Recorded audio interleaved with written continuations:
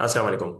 अब तक की वीडियो में हमने देखा कि प्रिमिटिव मैन ने, जो कि एंशंट मैन था, जिसने सबसे पहले सोचना समझना शुरू किया, उसने जो सवालात रेज करना शुरू किए, उससे माइथोलॉजी डेवलप हुई। फिर हमने देखा कि दुनिया में सबसे ताकतवर माइथोलॉजीज में से, सबसे फेमस माइथोलॉजीज में से एक थी ग्रीक माइथोलॉजी। लेकिन फिर मैंने आपसे पिछली वीडियो में कहा था कि कुछ लोग ऐसे ग्रीक में पैदा होना शुरू हुए जिन्होंने ये सवाल उठाना शुरू किया कि क्यों ना ये जो माइथोलॉजी है इस पर क्वेश्चन किया जाए। क्यों ना ये जो हमारे बाप दादाओं ने हमें चीजें बताई हैं, समझाई हैं कि भाई आसमान पे ये रहता है, आसमान पे वो रहता है, वो फला शैतान है, वो फला खुदा है, तो क्यों ना इस पे सवाल किया जाए, क्यों ना हम हकीकत की तलाश में निकलें।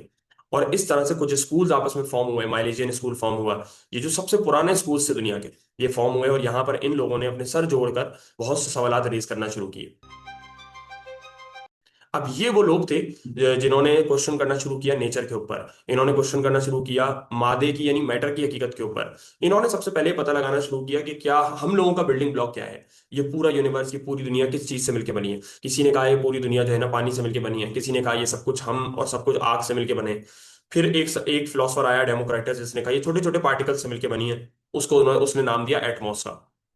आप एक चीज नोट करेंगे, एक पैटर्न नोट करेंगे कि ये जितने भी फिलोसफर्स थे ना, इब्तिदा के फिलोसफर्स, इन सब में एक बात कॉमन थी कि ये जो सवाल पूछ रहे थे, ये दर हकीकत आज फिलोसफी के सवाल नहीं है, बल्कि ये साइंस के सवाल है। इसीलिए हम इन फिलोसफर्स को ये भी कह सकते हैं कि ये अपने दौर के साइंटिस्ट थे। इन फिलोसफर्स को कहा जाता है नेचुरल फिलोसफर्स, क्योंकि इन्होंने वो सवालात रेज करना शुरू किए जो आज के दौर में साइंस पूछती है। मैं आपको अपनी पिछली वीडियोस में बात बता चुका हूं कि साइंस की किसी भी सुपरलेटिव डिग्री की तरफ अगर आप चले जाएं तो वो पीएचडी होती है, डॉक्टर ऑफ फिलोसफी। तो बेसिकली साइंस भी एक खास लेवल से आगे जाने पर लिंक हो जाती है इस तरह के फिलोसफिकल क्वेश्चन से, और उसमें जो रिसर्चर होता है वो इस तरह के फिलोसफिकल किस्म के जो क्वेश्चन होता है उसको सॉल्व करने की कोशिश करता है। बहरहाल, इन तमाम फिलोसफर्स में बात कॉमन थी कि इन्होंने जो सवालात रेज करना शुरू किए वो सवाल थे जो आज के दौर में साइंस के सवाल हैं, इस पूरे सिनेरियो की वजह से। ग्रीक में यानी यूनान में लोगों की जो थॉट थी, जो थॉट प्रोसेस था, उसमें एक चेंज आना शुरू हुआ।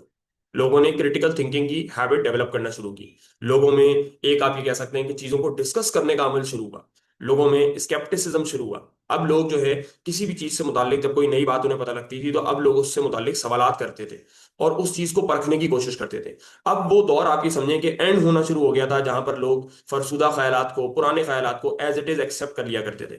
अब लोगों को जब कोई बात बताई जाती थी कि ये ऐसा है, वो ऐसा है, वो चीज ऐसे होती है, तो अब लोग उस पर सवाल करना शुरू करते थे। और यही वो प्रोसेस था, यही वो टाइम फ्रेम था जिसमें ग्रीक माइथोलॉजी अपने एंड की तरफ जाना शुरू हो गई और लोगों में एक क्रिटिकल थिंकिंग की हैबिट जो है ना डेवलप होना शुरू हो गई।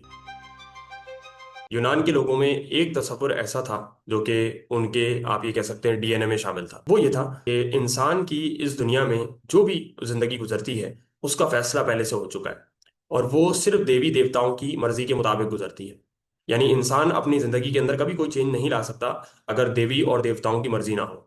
देवी और देवताओं की मर्जी से ही इंसान की जिंदगी में चेंजेस आते हैं, और इंसान के साथ अच्छा होता है या बुरा होता है। ये कहलाता है ग्रीक फेटलिज्म। अपनी डेस्टिनी को बिल्कुल लिंक करते थे, कंप्लीटली तौर पर लिंक करते थे अपने गॉड्स के साथ। और वो उनके सबसे बड़ा जो मंदिर था उसके ऊपर ये बात लिखी हुई भी थी कि नो दाई सेल्फ, कि अपने आप को जानो, अपने आप को पहचानो। और इससे उनकी मुराद ये थी कि इस बात को समझ लो कि तुम्हारी डेस्टिनी पहले से लिखी हुई है, और तुम इस जिंदगी में चाहे कुछ भी कर लो, कितनी भी एफर्ट कर लो, कुछ भी कर लो, लेकिन तुम्हारी डेस्टिनी और तुम्हारे साथ होने वाले हालात और वाकयात कभी भी चेंज नहीं होंगे। इसके अलावा जो ग्रीक ट्रेजेडी थी, यानी कि उसके उनकी जितनी भी किस्से कहानियां थी, उनकी जितनी भी, आप ये कह लें कि वाकयात थे उनके जितने भी, उन सब के अंदर एक ही सबक दिया जाता था लोगों को। और मिसाल के तौर पे किसी किस्से कहानी में अगर किसी हीरो का जिक्र है तो हीरो कोशिश ये करता था कि अपनी जो तकदीर है उसको चेंज कर ले, अपने साथ होने वाले वाकयात को चेंज कर ले। लेकिन जितने भी किस्से कहानियां थे, जितने भी प्लेज हुआ करते थे उस दौर में, उसके अंदर लोगों को सिर्फ यही सबक दिया जाता था।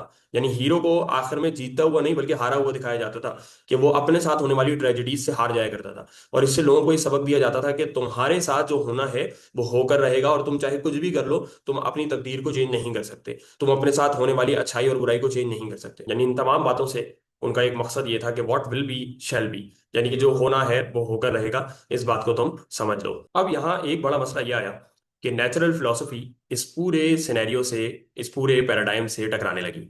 जो लोग नेचुरल फिलोसफी को समझना शुरू हो गए थे और चीजों पर सवाल रेज करना शुरू हो गए थे, उन्होंने ये बात समझ ली और लोगों को बताना शुरू की कि भाई इस दुनिया में कुदरत के कुछ उसूल हैं। ऐसा नहीं है कि इस दुनिया में हर चीज जो हो रही है या हमारे साथ हर चीज जो हो रही है वो किसी देवी देवता की मर्जी के नतीजे में है। बल्कि इस दुनिया में कुदरत के, मादे के, मैटर के कुछ उसूल हैं, नेचर के कुछ रूल्स हैं, जिसके नतीजे में मुख्तलिफ काम होते हैं। जैसे मिसाल के तौर पे अम, लोग ये समझा करते थे कि जब कभी कोई जल्जला आता है, इसका मतलब ये है कि हमारा कोई देवी या देवता हमसे नाराज है, हमारा कोई खुदा हमसे नाराज है, जिसकी वजह से जल्जला हमारे ऊपर आ रहा है। लेकिन नेचुरल फिलोसफर्स इसको बिल्कुल एक अलग एंगल से देखते थे। वो ये कहते थे कि ये जल्जला आता होगा या आ सकता है किसी पानी की लहर के नतीजे में, या हवा की लहरों के नतीजे में, यानी इस तरह की जो उनके पास नॉलेज थी, उससे वो एक अलग किस्म के कंक्लूजन की तरफ पहुंचते थे। उनका कभी भी ये कहना नहीं होता था कि जल्जला आ रहा है तो कोई देवी या देवता हमसे नाराज है, बल्कि वो हमेशा उसको लिंक करते थे किसी साइंटिफिक फिनोमेना की तरफ। इस पूरी इर्तिका से, इस पूरे एवोल्यूशन से एक काम तो ये हुआ कि जैसे मैंने आपसे कहा, लोगों के अंदर क्रिटिकल थिंकिंग की हैबिट डेवलप होना शुरू हुई। और लोगों की एवोल्यूशन इस तरह से हुई कि अब लोगों ने माजी में होने वाली, यानी पास्ट में होने वाले अपने साथ जितने भी इंसिडेंट्स हैं, उनको बजाय इसके कि वो हर चीज को लिंक करते किसी देवी देवता की मर्जी से, अब उन्होंने उसको इस तरह देखना शुरू किया कि हमारे साथ माजी में जो कुछ हुआ है, उसमें बहुत हद तक हमारे अपने डिसीजंस का भी अमल दखल है। यानी कि माजी में जो कौमें गुजरी हैं, उनके साथ जो जो मामलात हुए हैं, ये जरूरी नहीं कि उसमें देवी देवताओं का ही इन्फ्लुएंस हो, बल्कि उसमें उनके अपने डिसीजंस भी शामिल हैं। और हम ये देखते हैं कि इस एरा में फिर पैदा होते हैं बड़े बड़े हिस्टोरियंस, जो कि तारीख को अब एक अलग एंगल से देखना शुरू करते हैं, रादर देन कि वो ये देखें कि लोगों के साथ जो कुछ हुआ उसमें देवी देवताओं की मर्जी शामिल थी। अब वो उसको इस एंगल से देखना शुरू करते हैं कि लोगों के साथ पास्ट में जो कुछ हुआ है, उसमें एक बड़ा फैक्टर, एक बड़ा इन्फ्लुएंस उनके अपने डिसीजंस का भी रहा है। नेचुरल फिलॉसफी का एक बहुत बड़ा इंपैक्ट यूनान की मेडिसिन के ऊपर भी हुआ। अक्सर लोग ये समझा करते थे कि जब हम बीमार होते हैं तो ये हमारे किसी देवी या देवता की हमसे नाराजगी है। लोग ये भी समझा करते थे कि अगर मिसाल के तौर पे किसी को कोई फ्लू हो रहा है या इस तरह की कोई बीमारी हो रही है, तो ये सिर्फ जो आसमान पर सितारे हैं उनकी मूवमेंट की वजह से हो रही है। और वो इसको लिंक करते थे मुख्तलिफ एस्ट्रोलॉजिकल पर्सपेक्टिव से, यानी कि सितारों की गर्दिश से। जबकि नेचुरल फिलोसफर्स ने इसको एक बिल्कुल नया रूप देना शुरू किया। उन्होंने लोगों को एक नया पर्सपेक्टिव देना शुरू किया कि नहीं, ऐसा नहीं है। अगर आप बीमार हो रहे हैं तो इसमें यकीनन कोई ना कोई मेडिकल रीजन है। इसमें यकीनन किसी किस्म की आपने कोई बदपरहेजी की है, या आपने कोई गलत चीज खा ली है जिसकी वजह से आप बीमार हो गए हैं। तो इसकी वजह से मेडिकल साइंस भी ग्रीक के अंदर बहुत हद तक इवॉल्व होना शुरू हुई। नेचुरल फिलोसफी के इस एवोल्यूशन के नतीजे में तारीख का सबसे पहला डॉक्टर पैदा हुआ, जिसको हिपोक्रेटिस कहते हैं। और हिपोक्रेटिस ने नेचुरल फिलॉसफी से आने वाली लर्निंग्स को, जो उसने अपने मास्टर से सीखी थी, उनको एक प्रैक्टिकल एप्लीकेशन देनी शुरू की और मेडिकल साइंस में उसको अप्लाई करना शुरू की। तो ये था ग्रीक एरा में नेचुरल फिलॉसफी का एक एवोल्यूशन। और नेक्स्ट वीडियो में हम बात करेंगे एक ऐसे फिलोसफर के ऊपर जिसको फादर ऑफ फिलॉसफी भी कहते हैं। तब तक के लिए अपना ख्याल रखिएगा। अल्लाह हाफिज।